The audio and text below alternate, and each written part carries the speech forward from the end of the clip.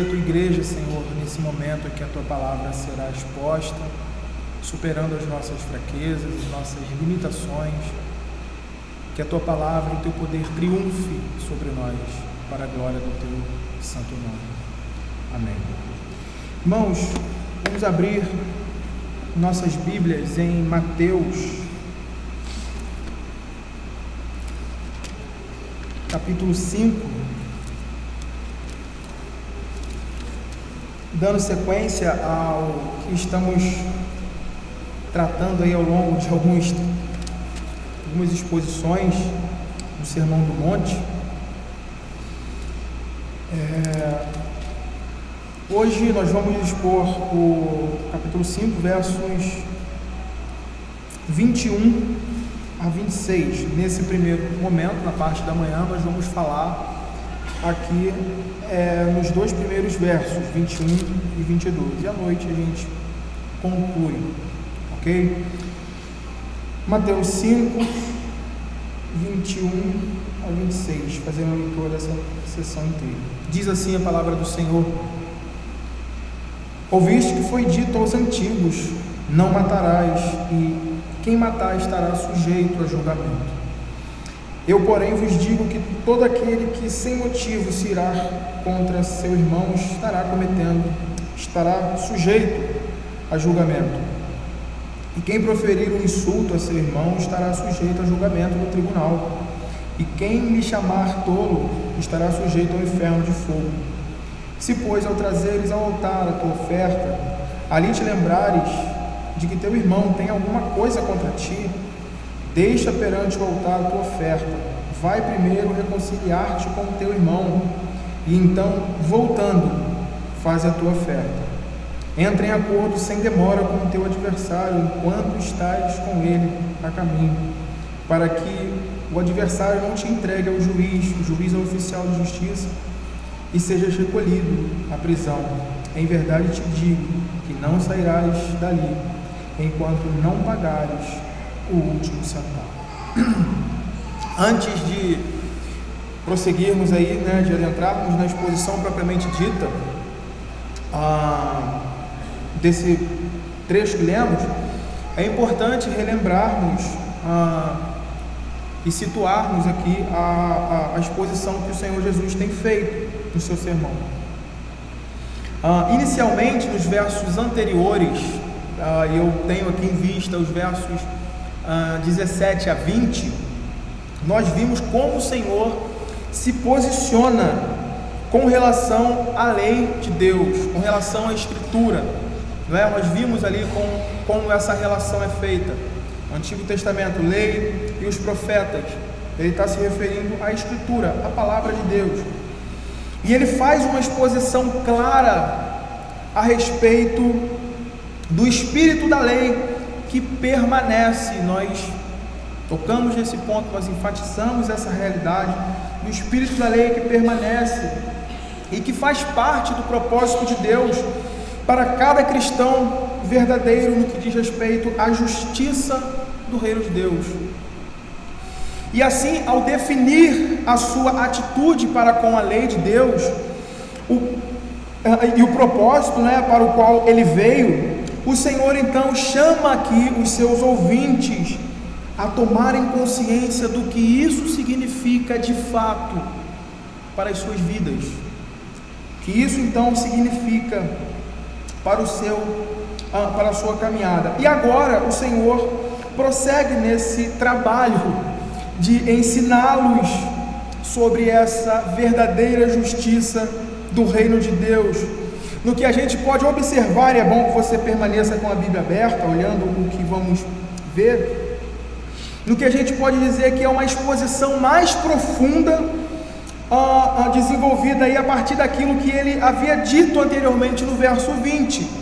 Então ele está aqui seguindo e aprofundando a compreensão dos seus discípulos acerca do que ele disse anteriormente: porque vos digo, se a vossa justiça não exceder em muito a dos escribas e fariseus, jamais entrareis no reino dos céus. Então, a partir desse momento, o Senhor ele desenvolve o seu sermão, trazendo ilustrações práticas práticas, do que ele estava dizendo antes, mostrando como é fácil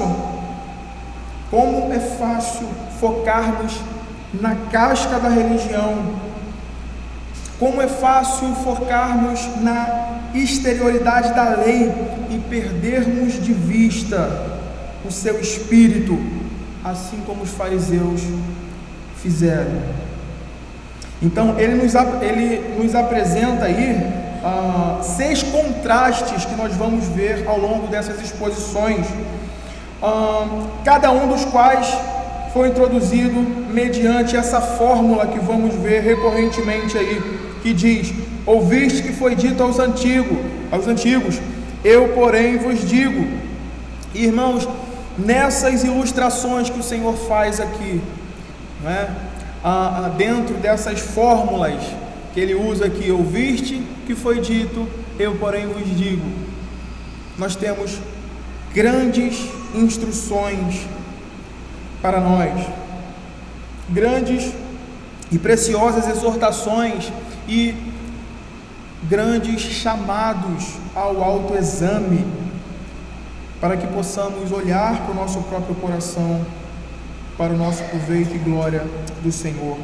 Então veja, verso 21 diz assim: ouviste que foi dito aos antigos, não matarás, e quem matar estará sujeito a julgamento. A primeira questão que precisa ficar clara aqui, irmãos, é sobre a natureza desse contraste que o Senhor Jesus estabelece aqui. Essa é a primeira coisa que nós precisamos olhar e observar aqui.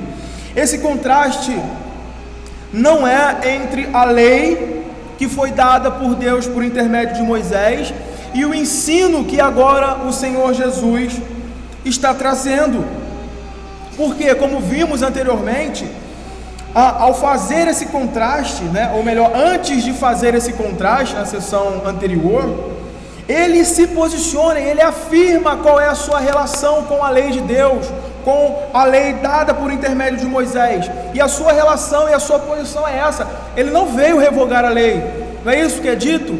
Não vim revogar a lei, mas cumpri-la. A posição do Senhor é de afirmar as Escrituras, de afirmar a lei de Deus, a sua validade, o seu espírito, transmitindo a vontade de Deus ao seu povo. Sendo assim, o verdadeiro contraste nessa sessão está entre o significado da lei de acordo com o Mestre, com o nosso Senhor Jesus, e o significado da lei de acordo com a tradição religiosa, com os antigos mestres que articulavam sobre ela. Então, o contraste que é feito, que é colocado aqui, sobre isso, tá? E é importante observarmos aqui alguns detalhes que normalmente são usados como argumentos de descontinuidade da lei, como se Jesus aqui, nessas palavras, ele estivesse dando início a uma nova ordem, moral para que a igreja seguisse em detrimento do que havia sido dito, que havia sido dado por intermédio de Moisés. E o ponto que eu queria chamar a atenção aqui é justamente esse. Perceba esse ponto aqui, bem específico. Embora inicialmente esses argumentos que são colocados aqui, eles se baseiem em textos do Pentateuco, a lei como era chamado, o ponto é que o ensino afirmado e transmitido como doutrina ali não era legítimo. Não era legítimo, porque não correspondia ao propósito da lei, não correspondia ao espírito da lei dada por Deus ao seu povo. E tem algo interessante aqui, que nós precisamos nos atentar. Embora o mandamento objetivo, não matarás, que está lá em Êxodo, está lá, está lá em Êxodo 20, 13. Embora o mandamento objetivo ele não venha conectado ou em anexo, descrito com a punição ou consequência da quebra dele, como é adicionado aí pelos antigos mestres, quem matar estará sujeito a julgamento. Nós temos em outras partes do Pentateuco o preceito de Deus com relação a quem matar. Veja, como a coisa fica um pouco mais complicada nesse sentido, Abra sua Bíblia lá em Gênesis 9, vamos observar esses preceitos do Senhor estabelecido pelas Escrituras. Gênesis 9, verso 6.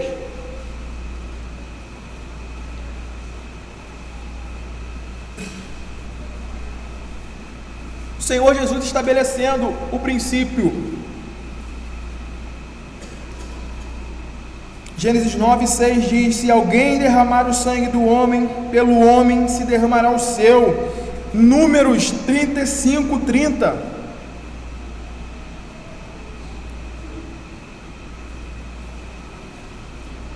Números 35, 30 diz: todo aquele que matar a outrem será morto, conforme o depoimento das testemunhas. Então, veja bem, a questão aqui é, se estamos falando de preceitos que são encontrados nas Escrituras, onde estão os erros dos escribas e fariseus em subscrever a tradição dos antigos mestres? Porque nós encontramos, não matarás, foi dado por Deus, é a lei de Deus, está lá no Decálogo, está lá nos 10 mandamentos. Esse preceito de que o homem não pode derramar o sangue do homem, está lá, é um preceito do Senhor. Então, onde está o erro e onde está o ponto de confrontamento desse erro que Jesus está expondo aqui? E nós podemos dizer com segurança que o erro está no ponto em que eles juntavam essas duas passagens de tal modo que eles reduziam, com o objetivo de reduzir o sentido desse mandamento, não matarás, como se ele envolvesse apenas um caso de assassinato concreto. E esse não é o espírito da lei.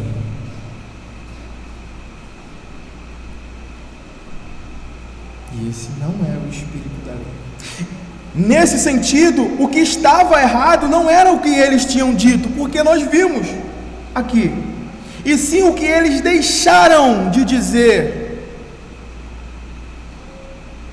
o que eles deixaram de observar, o que eles deixaram de afirmar com relação a isso, as implicações de não matarás. Ou seja, a segunda parte que foi acrescentada aí ao sexto mandamento, por mais piedosa que possa parecer, tem o objetivo de tornar esse pecado apenas real quando levado às vias de fato.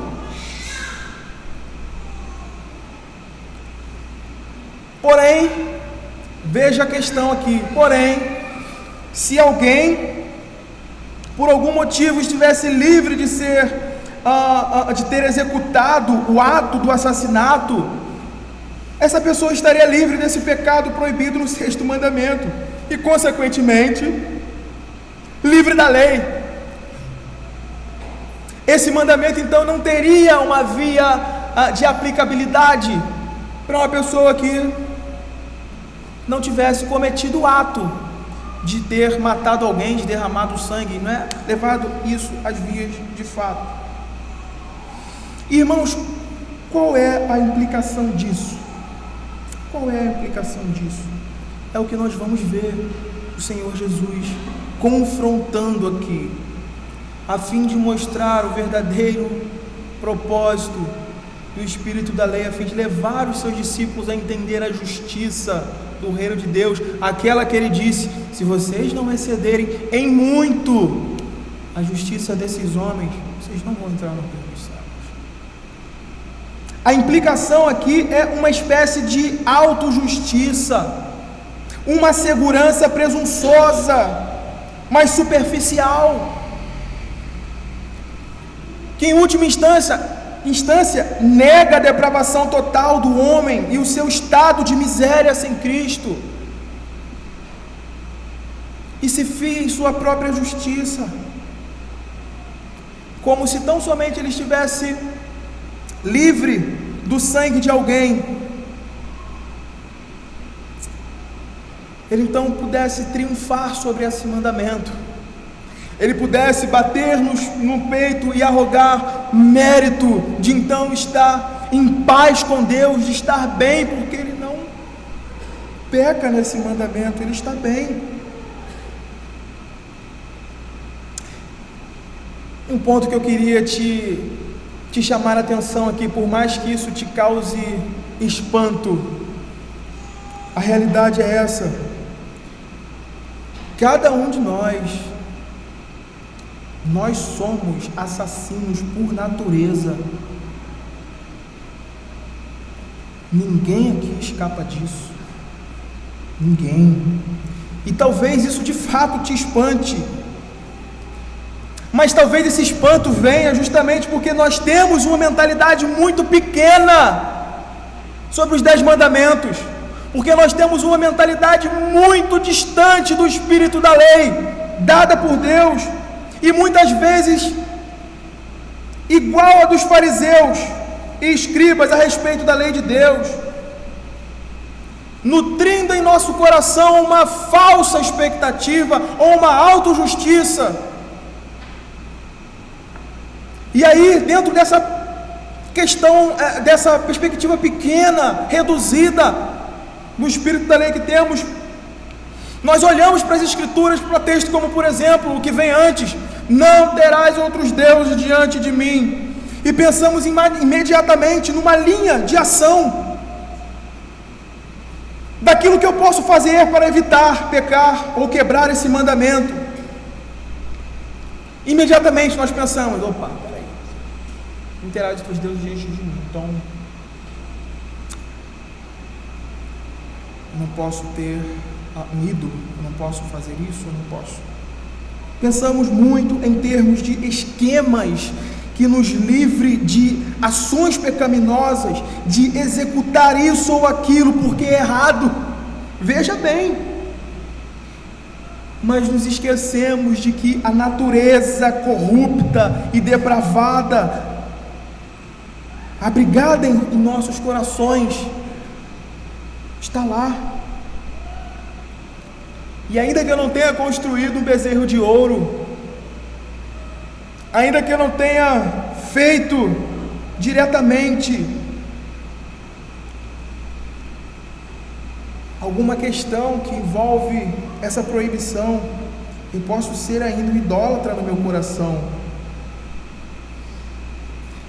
E veja como isso é interessante, né? A coisa vai. Ao mesmo tempo que fazemos isso, nós nos esquecemos do aspecto situacional da coisa, que é a minha natureza, né? A natureza inclinada a todo mal, portanto, homicida, adúltera, idólatra. Às vezes nós nos esquecemos disso, nós olhamos às vezes para o decálogo, para os 10 mandamentos e ficamos assim: olha, vou pegar uma caneta aqui para eu ir ticando, e a gente vai com esse espírito farisaico.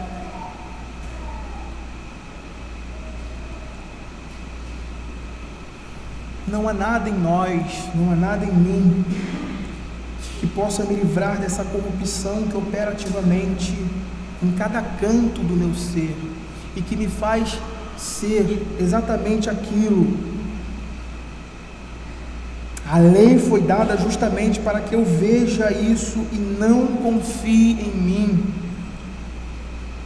Abra sua Bíblia em Mateus, veja como a Escritura define, a Escritura dá esse diagnóstico acerca do homem. Mateus 15,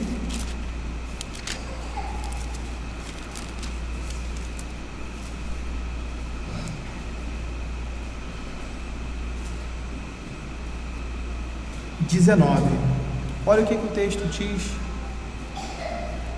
Porque do coração procedem maus desígnios, homicídios, adultérios, prostituição, furtos, falsos testemunhos, blasfêmias. São essas coisas que contaminam o homem. Veja, Marcos 7, 21 a 23. Marcos 7, 21 a 23.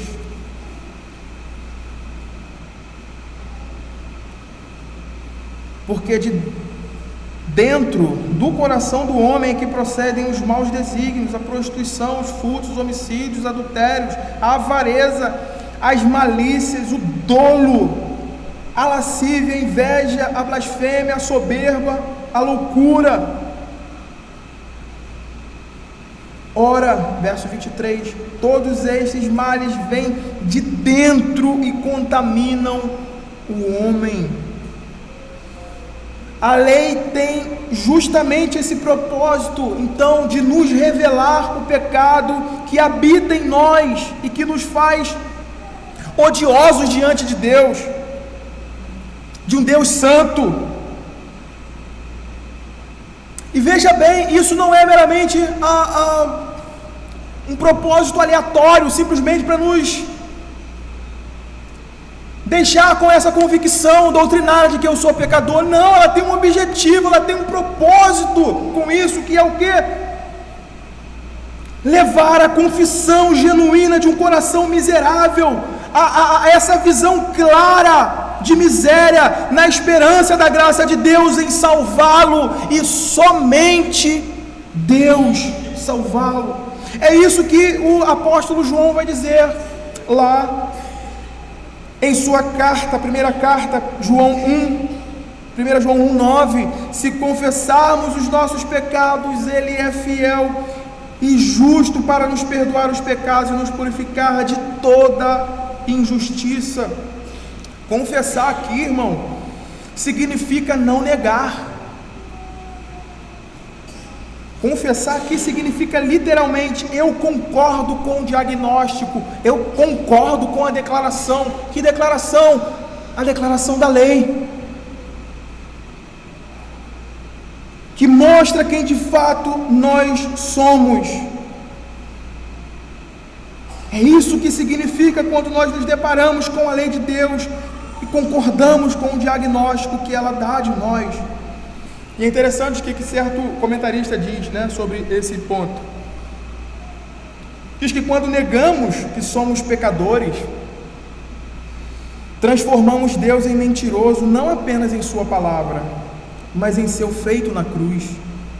Deus entregou seu Filho porque não podíamos ser salvos de maneira diferente, menos custosa. Nós, porém, declaramos que isso é desnecessário, visto que não teríamos cometido pecado cumprindo determinada lei, como, por exemplo, não matarás. Isto é escarnecer da cruz, é incluir no rol dos mentirosos aquele que é luz. Portanto, irmãos, os mandamentos não nos foram dados meramente para que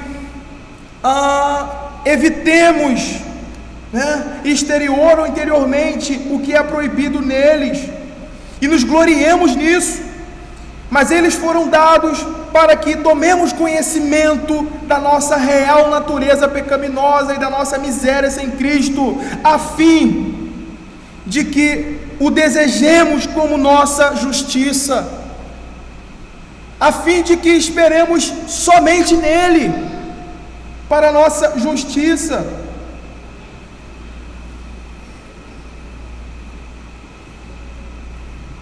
Não matarás é um mandamento contra um coração assassino, que não somente proíbe o mal, veja isso, mas ordena o bem, do qual nos desviamos na queda. É interessante o que Charles Spurgeon diz com relação a isso. Olha o que Spurgeon diz. Ele diz assim: como o sal tempera cada gota do Atlântico, O pecado afeta todos os átomos da nossa natureza. Está tão tristemente lá, tão abundantemente lá, que se você não puder detectá-lo, então estará sofrendo uma das maiores ações do pecado, o engano. E esse engano, ele faz exatamente isso, de avaliar-se, usando a lei de Deus a seu favor, no sentido de ver-se bem em paz com Deus, de reduzir, de juntar, de tentar articular o próprio texto bíblico, a própria revelação de Deus. Não matarás. Deixa eu pegar outro lá para juntar aqui.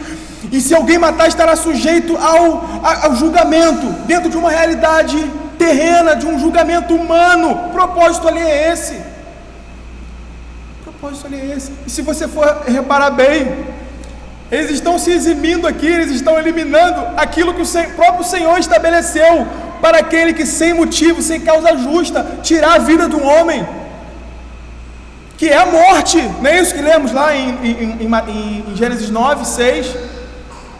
Aquele que derramar o sangue do homem, pelo homem se derramará o seu.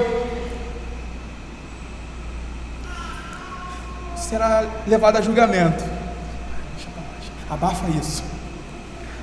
Vamos levar só a vista exterior, só as vias de fato. E caso isso aconteça, a gente julga como vai ser melhor. Se nós não vemos aquilo que está tão claramente, aquilo que está lá arraigado em nosso coração, abundantemente, como Spurgeon diz, tristemente, como ele coloca, nós estamos sim sofrendo uma das piores ações do pecado, que é o engano do pecado, que faz com que articulemos para a nossa própria destruição.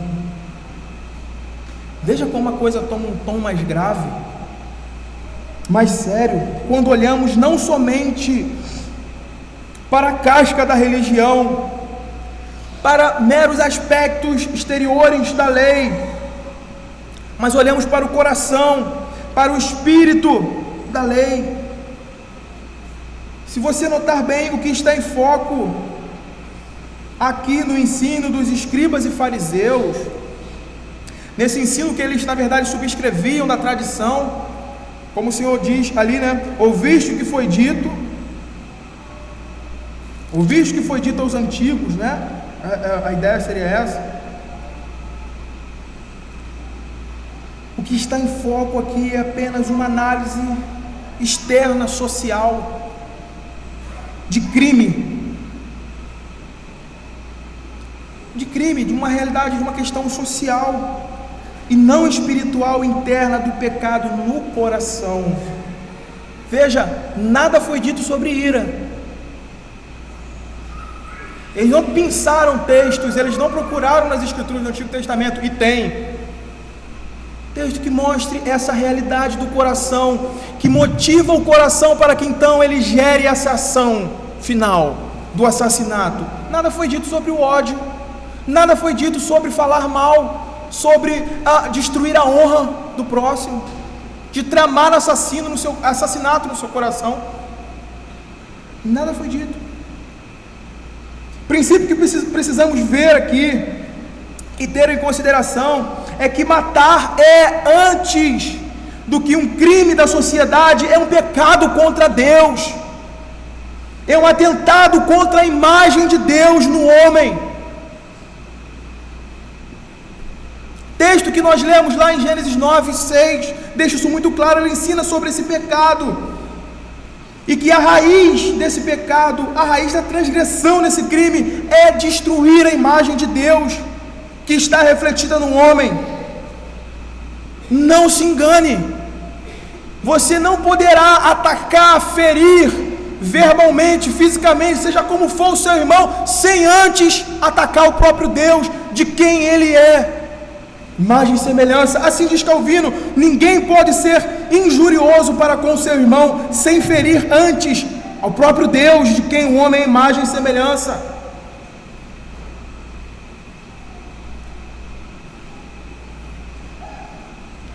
Por isso nós precisamos, irmãos, estar atentos à nossa vida, aquilo que está em nossos corações, como aquilo que está nas nossas mãos, aquilo que pensamos e fazemos. Isso importa para Deus. Não pense você que você pode viver uma religião de boas realizações sociais e de que você estará bem com Deus.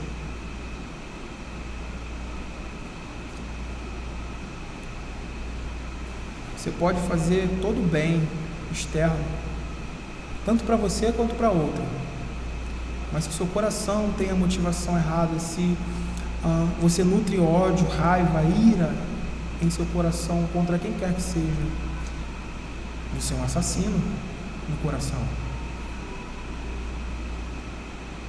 Sua vida é odiosa diante do Senhor.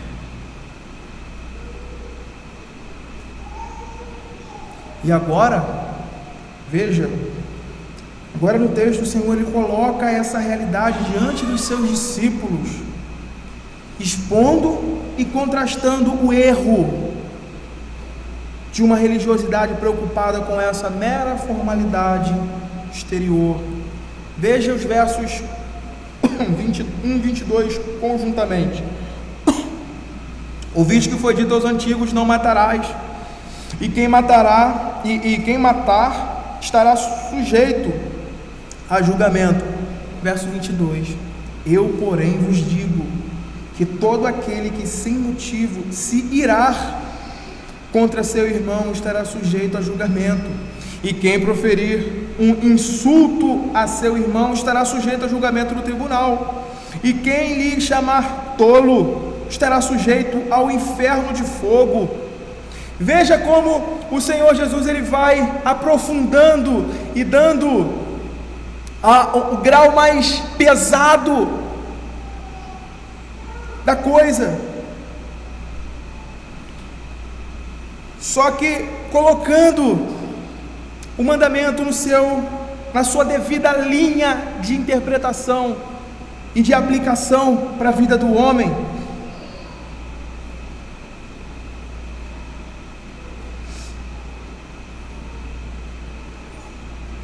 O Senhor aqui, ele identifica o erro, não é? Ele identifica o erro, ele ataca o problema na raiz.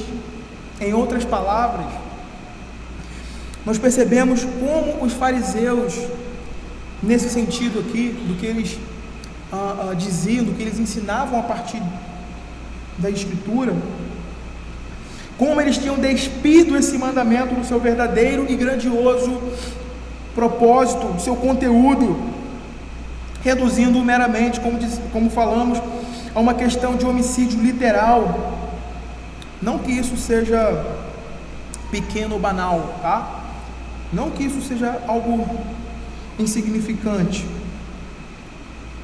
mas é justamente nesse ponto que podemos perceber como às vezes nos acomodamos nas mesmas lentes hermenêuticas que os fariseus, mesma lente de interpretação e, claro, de aplicação para a nossa vida, como a desses homens, perdendo de vista o espírito da lei, e com isso nós tornamos o Evangelho fraco, sem significado real para a nossa vida. Isso tem implicações.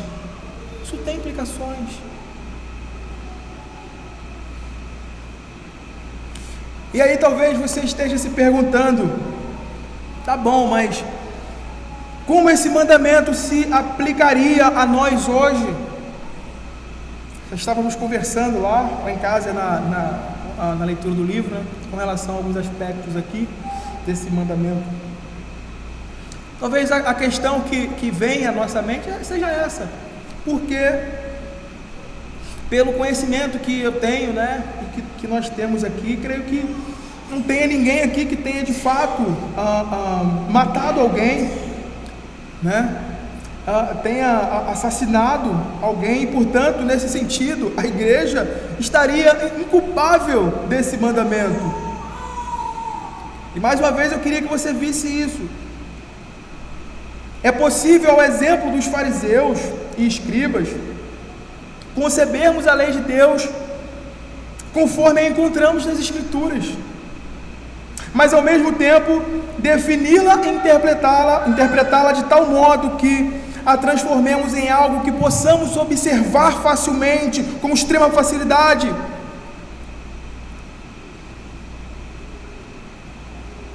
Porque só estamos observando ou obedecendo externamente. E assim, meus irmãos, nós podemos chegar a pensar e a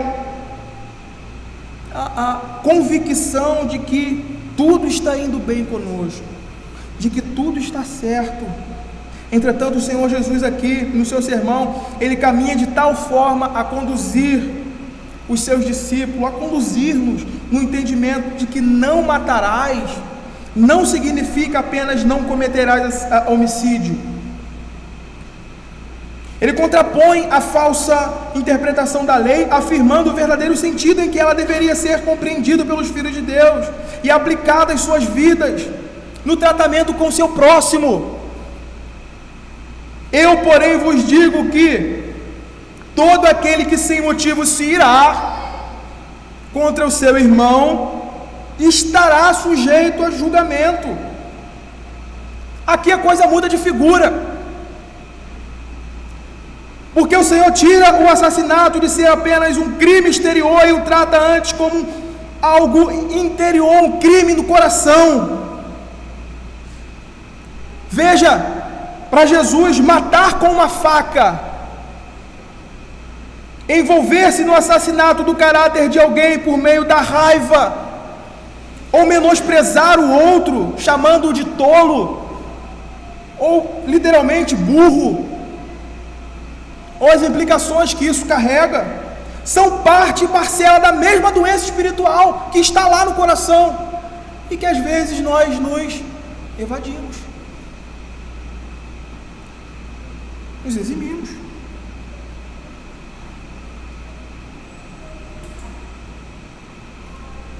Aqui eu queria que você considerasse a sabedoria divina expressa nesse texto em mostrar a profundidade da nossa miséria diante da lei de Deus. Porque ainda que alguém objete aqui, ainda que alguém se levante e diga que nunca matou alguém fisicamente, quem aqui poderá com justiça e verdade dizer que nunca sentiu raiva de algum irmão? Quem aqui poderá levantar com justiça e verdade e dizer que nunca odiou, sentiu rancor, raiva de alguém? Quem aqui poderá com justiça levantar e afirmar que nunca nenhum irmão teve algo contra, como ele vai falar mais adiante, na exposição da noite nós vamos ver, causa justa contra nós? Quem?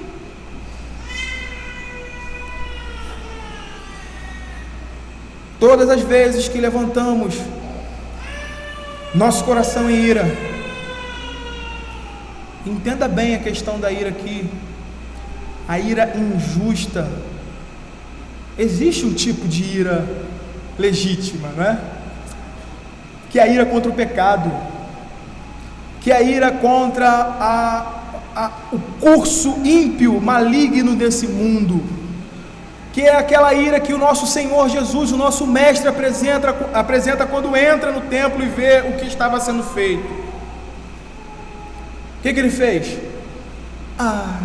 Meus amores, não façam isso, meus filhinhos, vem cá, vamos sentar aqui, vamos conversar. Não, ele se indignou contra a ação, contra o pecado que estava sendo cometido.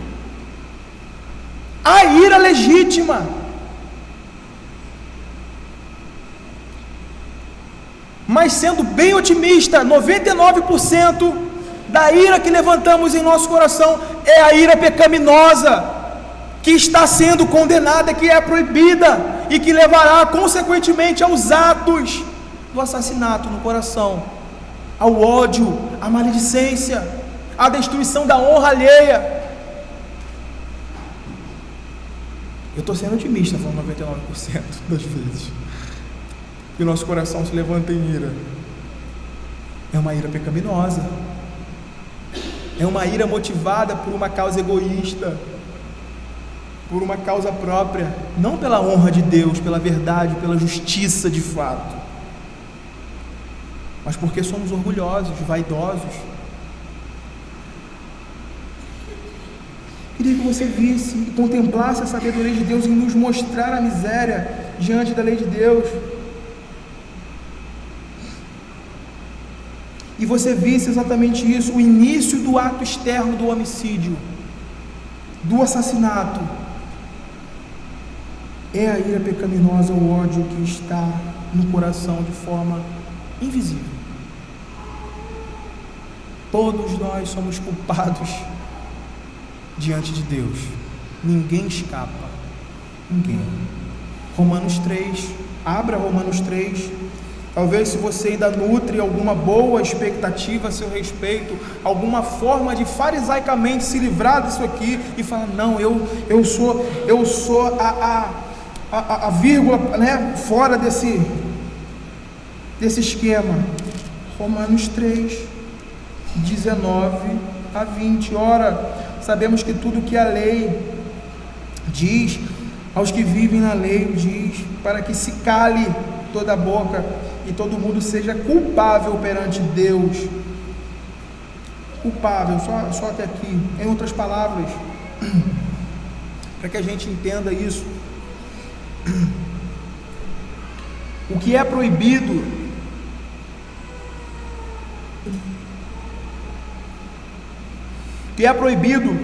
no sexto mandamento não é apenas a morte literal do ser humano por causas não legítimas, mas tudo aquilo que representa a sua possível destruição, tudo aquilo que representa essa possível destruição. E aí é interessante o que Lloyd Jones comenta sobre isso, comentando esse texto. Ele diz assim: para nós que somos crentes, tolerarmos a ira em nossos corações, de acordo com nosso Senhor Jesus Cristo, é tornar-nos culpados de algo que, à vista de Deus, equivale ao homicídio. Odiar, nutrir ressentimentos, ter esse sentimento desagradável e maligno para com outra pessoa, sem qualquer motivo, é idêntico ao homicídio. Não tem essa separação. E é para isso, é para esse ponto que o Senhor Jesus caminha, a fim de mostrar a hipocrisia na vida religiosa desses homens legalistas que nós vemos aqui o Senhor combatendo. Irmãos, como isso é sério, como isso é grave e sério. Se você perceber bem aqui, o Senhor traz a lume o espírito da lei que perdemos diariamente em nosso convívio familiar, muitas vezes com nossas esposas, filhos, no trabalho, na escola, no trânsito. Ontem eu fui dei uma ida rápida à tarde na padaria. Quando eu estava voltando no cruzamento, o cara saiu de uma entrada para a principal, saiu, e o outro estava vindo. O que estava saindo, ele foi bem lentamente, não sei se de propósito, ou se o carro deu uma enguiçada. O outro veio freando. Ele poderia ter freado, tranquilo, esperado passar, mas ele veio com todos os tipos de xingamentos possíveis para o outro. Meu coração ficou ali um tanto apertado. Só que a coisa mais triste, mais horrenda é quando um cristão está no trânsito e esquece dessa realidade que a gente tem aqui, né? Isso é mais comum do que a gente imagina. Isso é mais comum do que a gente imagina. A gente precisa se atentar a essa realidade que o Senhor está trazendo aqui. Isso é sério. Isso é sério.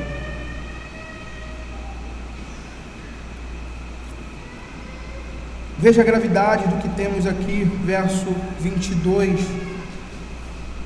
Eu, porém, vos digo que todo aquele que sem motivo se irá contra seu irmão estará sujeito a julgamento. O ponto aqui é que uma pessoa culpada de raiva, veja isso, tá? Às vezes parece que a gente, uma leitura, a gente parece que a coisa não fica clara. Por isso a importância da exposição, né?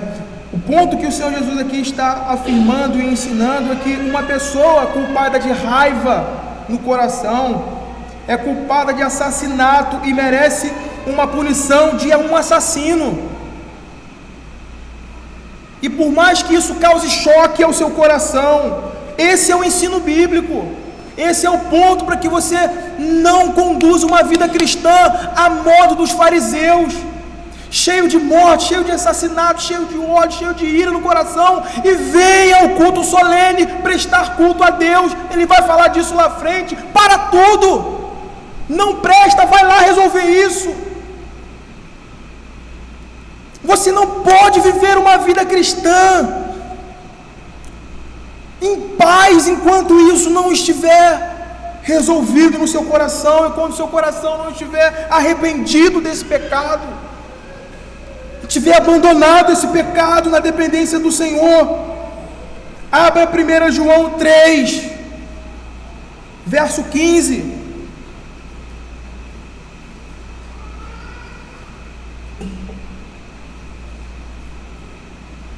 Sua consciência não pode estar em paz se há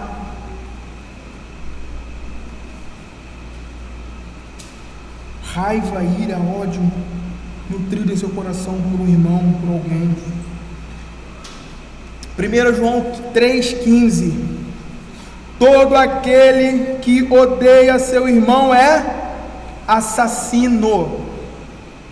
Ora, vós sabeis que todo assassino não tem a vida eterna permanente em si. Não estou falando palavras para assustar ninguém. Eu estou mostrando a realidade que muitas vezes o nosso coração subverte dentro de nós para que possamos viver sem sermos acusados, para que levemos a vida amortecida no pecado. O ensino da Escritura é muito claro sobre isso, muito claro, mas isso ainda não é tudo, né? Isso ainda não é tudo. Essa é aquilo que podemos chamar de um ponto, né? De um ponto dentre vários. Não somente não deveríamos deixar, né, nos levar por essa ira sem causa, por essa ira pecaminosa, mas também jamais deveríamos nos tornar culpados de expressões que manifestem desprezo. E é isso que o texto diz na sequência. E quem, né, tem o i aí, né? E quem proferir um insulto a seu irmão estará sujeito a julgamento no tribunal, e quem lhe chamar tolo estará sujeito ao inferno de fogo. Veja, a coisa, o Senhor Jesus, ela leva lá para o íntimo, no coração, no ponto onde os olhos não veem, e ele vem de lá mostrando essa realidade, e aqui ele mostra isso sendo externalizado em palavras, em ofensas.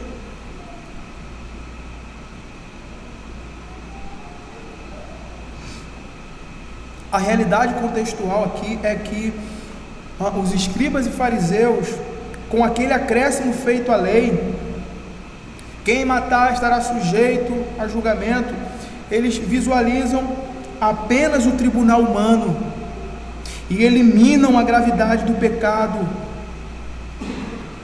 da pena imposta por Deus.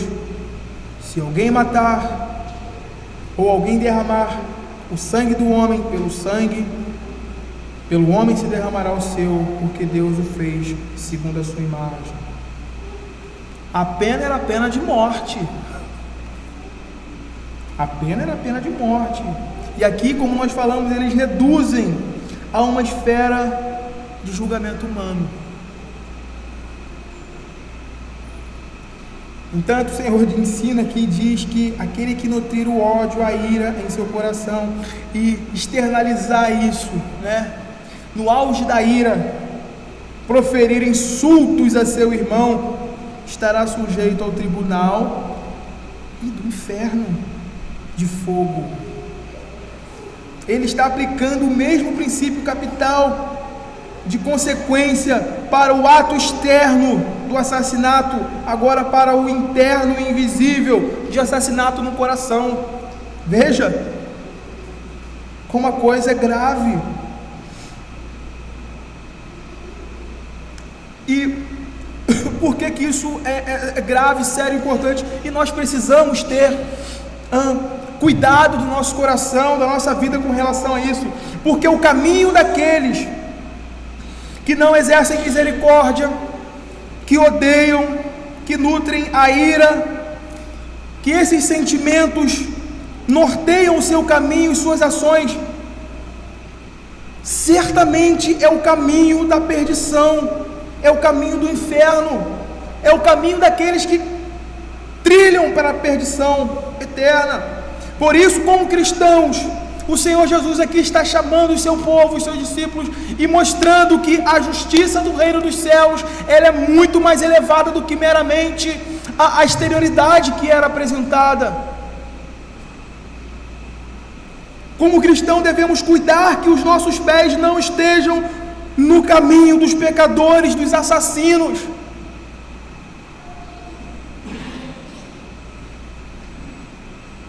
Termo aqui usado para expressar ódio. Esse ódio assassino do coração é raka. Termo grego aqui é raka.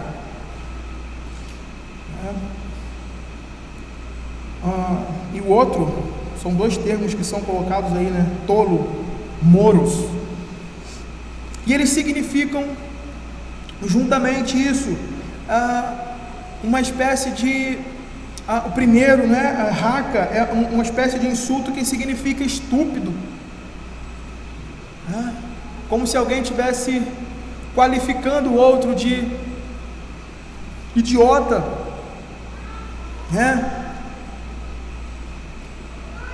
burro mesmo, cabeça dura.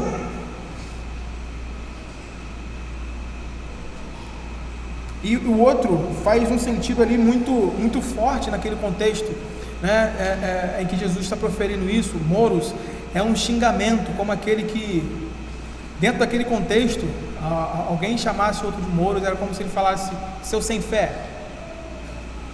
Para nós, isso não faz muito sentido como xingamento, mas lá era, porque essa questão de ateu, isso aí isso é uma balela nova, de ateu de fato. Então, o xingamento, isso servia como um xingamento ali, chamando alguém de idiota. Olha, você é um idiota, um burro, como se alguém fosse de fato menor que quem profere esses insultos. O ensino de Jesus aqui sobre o sexto mandamento é que a ira pecaminosa, do tipo que leva a dizer palavras amargas, é em sua própria natureza homicídio. É homicídio praticado no coração e tem o mesmo peso, em peso. Quando, irmãos, nós meditamos sobre essas coisas, analisando a posição assumida por Jesus e entendemos o que está sendo ensinado aqui a respeito delas, vemos quão frequentemente isso ocorre em nossas vidas. Quando fazemos um autoexame honesto, olhando para o nosso coração, nós vemos como isso acontece em nossas vidas e como precisamos nos arrepender, abrir mão disso. Muitas vezes nos temos assassinado uns aos outros, em nossos corações, em nossas mentes, precisamos nos arrepender.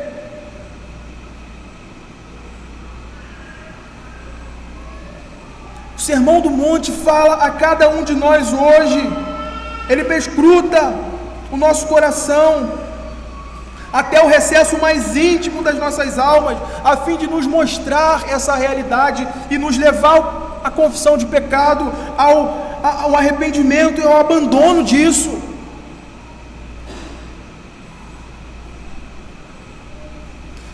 Nesse texto aqui, nessa passagem bíblica, defrontamos não somente com o homicídio literal, mas também precisamos levar em conta todas as maldades do nosso coração, dos sentimentos contenciosos, dessa raiva pecaminosa, do ódio por alguém. Maldades essa que o Senhor considera equivalente ao homicídio. Nós precisamos considerar essas realidades. E meu propósito aqui é que você te levar a considerar esses ensinos com grande seriedade, porque às vezes procuramos nos eximir de determinadas exortações, às vezes procuramos fugir, dar fuga de certos confrontos com a palavra de Deus, que essa palavra nos traz aos corações, com a justificativa de que, eu ouço muito isso, com essa justificativa, não, agora nós somos salvos e estamos em Cristo, então isso não tem grande valor aplicável a mim.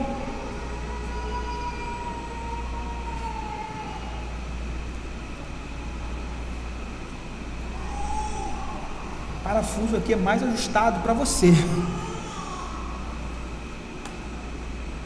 O tom aqui é mais agudo no seu pescoço e no meu, porque temos o sangue de Cristo, não de bodes e de touros nos cobrindo, mas o sangue de Cristo. Quão mais hipócritas seremos do que os fariseus e escribas em alimentarmos isso em nosso coração e com as nossas bocas dissermos que não, está tudo bem. Quão mais hipócritas, dignos de julgamento. Isso é a expressão clara de um coração que caminha para o abismo.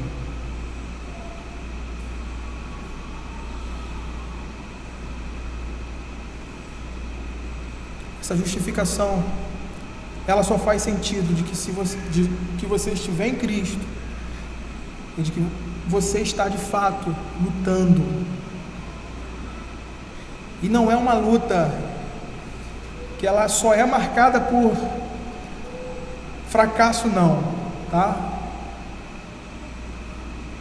Temos os fracassos, temos os percalços dessa trajetória, mas ela é marcada por triunfo e vitória sobre o pecado, pelo poder de Cristo, do seu Espírito que habita em nós.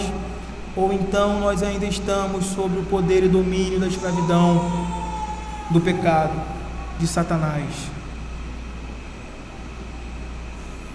Eu queria te lembrar que o Sermão do Monte, eu queria te lembrar exatamente esse contexto aqui. Às vezes a gente usa isso, usando ainda esse link.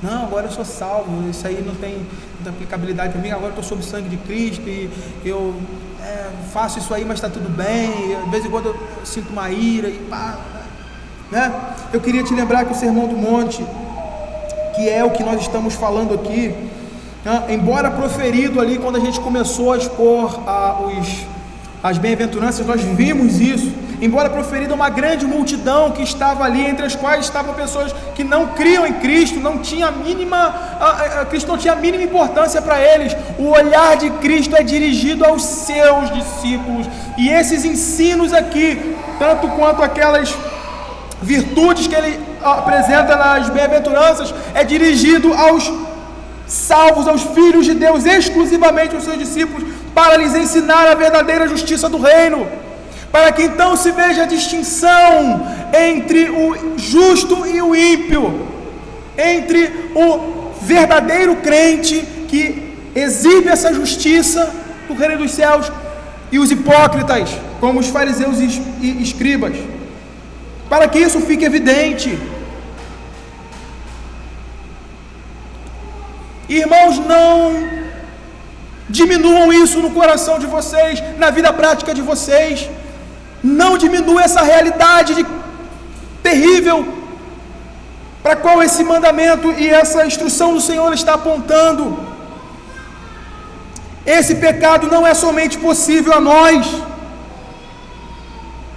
mas frequente em nosso meio. Por isso precisamos vigiar o nosso coração quanto à ira, quanto ao ódio e todas as outras coisas que em última análise expressam o pecado cometido contra a lei do Senhor: não matarás. E também por isso o apóstolo Paulo, falando à igreja, veja mais uma vez, falando à igreja, os Colossenses, vai dizer: importância, mesmo depois dessa união com Cristo, temos um trabalho contínuo de mortificar o pecado, de despir-nos dessas coisas que embaraçam nossa conformação à imagem de Cristo. Ele diz, Colossenses 3:8: agora, porém, despojai-vos igualmente de tudo isto. Aí ele diz: ira, indignação, maldade, maledicência, linguagem obscena do vosso falar. Está falando para a igreja. Se você olhar ali a sessão, ele já está à altura de que ele está falando dos frutos dessa união de Cristo com a sua igreja, com o seu povo. Ele está dizendo: irmãos, despojai-vos igualmente de tudo isso, da ira, indignação, maldade, maledicência, linguagem obscena do vosso falar. E aqui eu queria concluir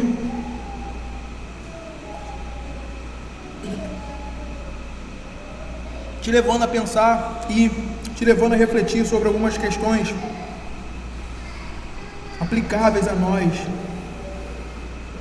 que é, em primeiro lugar, o perigo do auto-engano, desse pensamento otimista a nosso próprio respeito. Nós gostamos de pensar que o sexto mandamento é um pecado dos outros, como todos os outros mandamentos, é um pecado dos ímpios, e de que ele não é pecado, como o pecado da idolatria não é possível a nós. Nós gostamos de pensar assim, mas eu queria que você olhasse o seu coração pelas lentes das Escrituras e visse o quanto você pensou mal de alguma pessoa essa semana, o quanto seu coração cogitou sobre o ódio, o quanto seu coração cogitou coisas que são mais, que depreciam a honra do seu irmão. Você sabe disso. Não preciso botar um telão aqui e extrair. Você sabe disso, assim como eu sei, como eu tenho que lutar contra isso.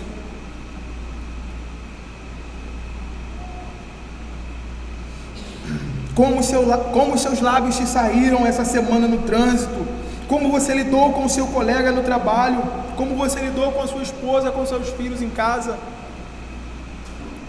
Você sabe. E talvez um dos lugares que cometemos mais assassinatos seja o nosso próprio lar. Pela forma desmedida de ira com que lidamos com os nossos filhos, com o bem que deixamos de promover as nossas esposas, nossos cônjuges.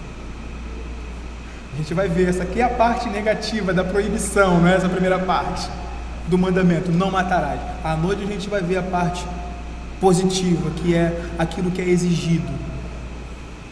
Tem pecado naquilo que deixamos de fazer e que é exigido de nós nesse mandamento. Não é só não matar. Não é só não matar. Não é só eu não falar mal. Veja como a coisa fica mais séria.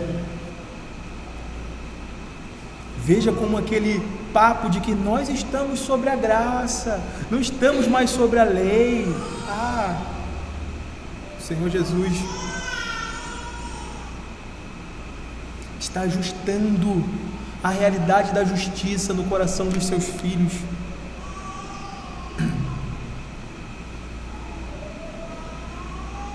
Isso mostra o quanto somos culpados de assassinato no coração e o quanto precisamos nos arrepender. A lei aqui, irmãos, nos coloca diante desse espelho. E não é um espelho como o espelho que nós temos conhecimento nos tempos bíblicos, que era o metal polido. Não é? Quando Paulo fala, agora vemos como por um espelho, às vezes a nossa mente não consegue, mas o espelho é nítido, eu vejo os detalhes do meu rosto, eu vejo os furinhos ali do meu rosto. Como é que Paulo fala com aquele bronze polido, né? Você via, mas os detalhes não eram nítidos. A lei de Deus aqui nos coloca diante desse espelho claro, cristalino, para que vejamos o nosso coração sem maquiagem, sem borro, e tenhamos pressa em correr para Cristo em arrependimento, como ele vai falar mais adiante. Se você tem alguma causa, ou melhor, se algum irmão tem alguma causa, e ali é causa justa contra você, larga tudo e vai correndo, depressa, resolver esse teu problema, depois você volta. Para que tenhamos pressa em correr para Cristo em arrependimento, em confissão da nossa incapacidade e na dependência do seu Espírito para nos guiar nesse mundo.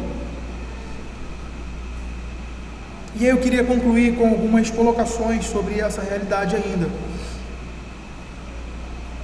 Porque às vezes, em algumas pregações, em alguns sermões que a gente ouve, parece que a exposição da lei nos leva a um estado de esmagamento tão grande que a gente não tem nem ânimo de respirar e falar, e aí parece que a gente está sendo, e morre ali.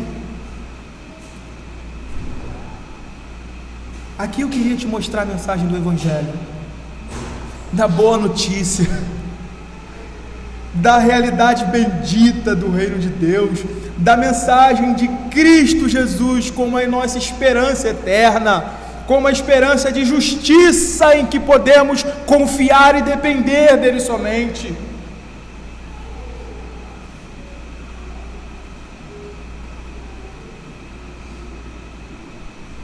Nós precisamos saber que a boa notícia do Evangelho ela nos aponta para isso. Certo comentarista diz que é deveras bom. Também quando Jesus morreu na cruz, ele morreu por assassinos, tanto quanto por qualquer outra pessoa. Sabemos disso porque ele ofereceu perdão para as pessoas que o assassinou, né? Que o matou. E aí é interessante, eu queria que você visse rapidamente essa cena, esse ambiente ali,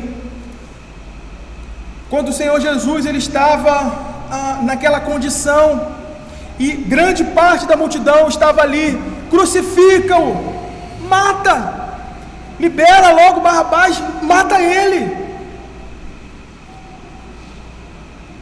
É interessante que na sequência, na progressão da revelação, lá em Atos, nós vamos ver que quando o Senhor Jesus subiu ao céu, o apóstolo Pedro pregou em Jerusalém para as mesmas pessoas que tinham exigido a morte, que Jesus fosse, a morte de Jesus para que ele fosse crucificado.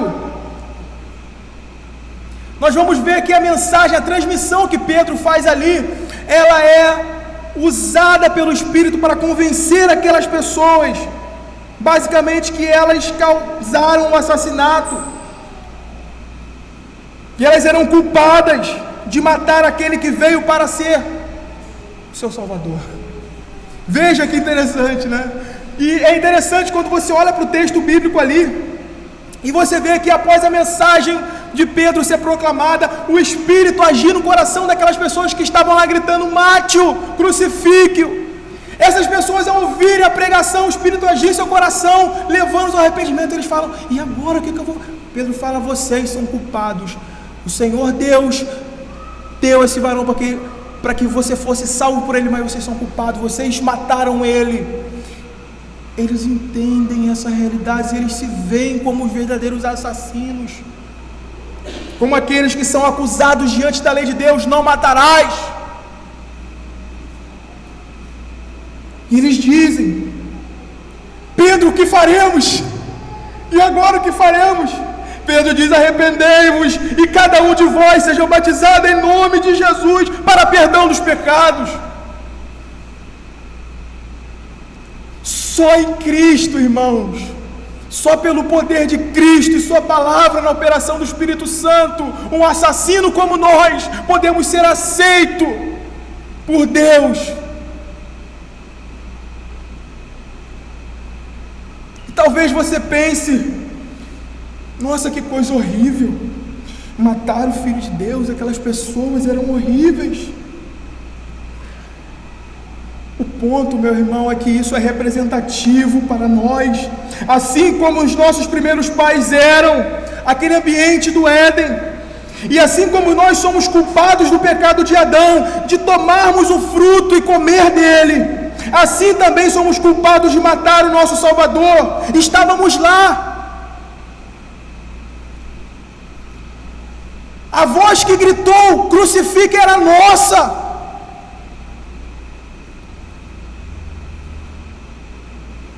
Estávamos lá consentindo com isso, gritando a uma: crucifique, assim como estávamos no Éden, seminalmente, e estávamos estendendo a mão para pegar o fruto.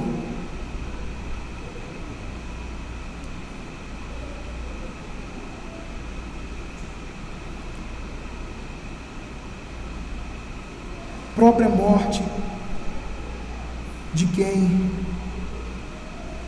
elas exigiam. A morte de Jesus Cristo foi a morte que lhe expiou o pecado. É a morte do Filho de Deus. A boa mensagem do Evangelho é que é somente em Cristo nós podemos triunfar sobre esse pecado, sobre seus méritos, sobre o seu sacrifício, sobre a operação da sua maravilhosa mediação. Que o Senhor nos ajude, irmãos, que o Senhor nos dê graça para olharmos as nossas vidas por essas lentes e nos arrependermos diante do Senhor. Vamos orar. Senhor Deus e Pai, nós agradecemos a Ti, Pai, por sermos expostos à Tua palavra, Deus.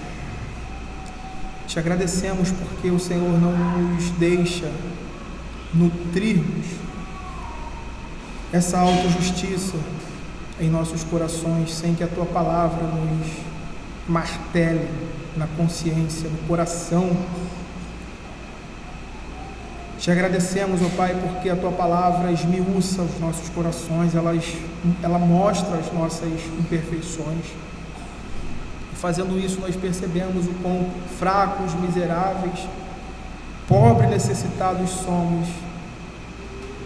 E nós só temos um caminho, esse caminho é Cristo. Nos ajude, Deus, a depender de Cristo somente para a nossa vida, para a nossa santificação, para a nossa caminhada cristã.